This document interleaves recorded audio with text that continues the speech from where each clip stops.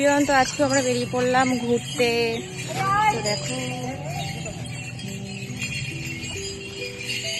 Already আমরা রাস্তায় বেরিয়ে পড়েছি, তোমরা দেখতেই পারছো। আর রাস্তার পাশ দিয়ে না খুব সুন্দর রেল লাইন, হয়তো টয় ট্রেন যেত। আমার তো ভীষণই ভালো লাগছে দেখতে। তো যেতে যেতে আমরা অনেকক্ষণ গাড়িতে ওয়েট করছিলাম, যেহেতু ভালো লাগছিল না। তো আমরা গাড়ি থেকে একটু নেমে জাস্ট ভিউগুলো দেখছিলাম, আর শরীরটা অসুস্থও লাগছিল খুব। তো যেতে যেতে দেখো এই সুন্দর পাহাড়ের ভিউ, জাস্ট ওয়াও। পাশ দিয়ে তোমরা যে গাছগুলো দেখছো, এগুলো সব কিন্তু চা পাতা। তো যাই হোক, আমরা এখানে চলে আসলাম হচ্ছে গিয়ে শিটং। এই জায়গাটার নাম ওই যে লেখাই আছে আই লাভ শিটং।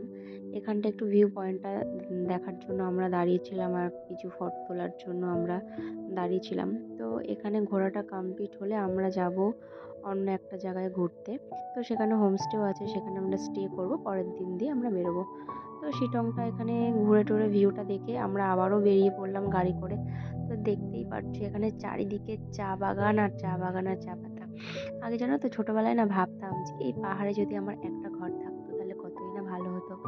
আমার ভীষণ পাহাড় প্রেমী, আমার ভীষণ পাহাড় ভালো লাগে, আমি পাহাড় ঘুরতেও খুব পছন্দ করি। যখন ছোটবেলায় ভাবতাম যে এখানে একটা ঘর থাকলে খুব ভালো হতো, কিন্তু পাহাড়ে ঘোরার পরে ভাবি যে না, এটা পাহাড় না, অ্যাকচুয়ালি এটাই হচ্ছে রাস্তা, কিন্তু দূর থেকে পাহাড়ই মনে হয়। তো যাই হোক, আমরা চলে এসেছি এখানে হোমস্টেতে, এখানেই আমরা আজকে স্টে করব। এটা হচ্ছে আর দেন হোমস্টে। কালকে আমরা আবার হোমস্টেতে একটা গেছি জায়গায় কত ঘুরতে যাব। তো তো দেখো এখানে পাহাড়ের কাছে হোমস্টেটা একটা কত হোমস্টেতে সুন্দর, এসেছি একদম পাহাড়ের রেস্ট সামনে। নেওয়ার জন্য। জাস্ট ভিউ খাওয়া পয়েন্টটা দাওয়া করবো, দেখো, তারপর বেরোবো। একদম পুরো ব্যালকনি থেকে সব দেখা যায়। যাই হোক, এত সুন্দর ভিউটা তো আমি ভীষণ এনজয় করছি। আমরা যেদিনকে ঘুরতে গেছিলাম আমরা ভীষণ এনজয় করেছি, একদম ঘরের সামনে থেকে পুরো এরকম ভিউটা, জাস্ট ওয়াও।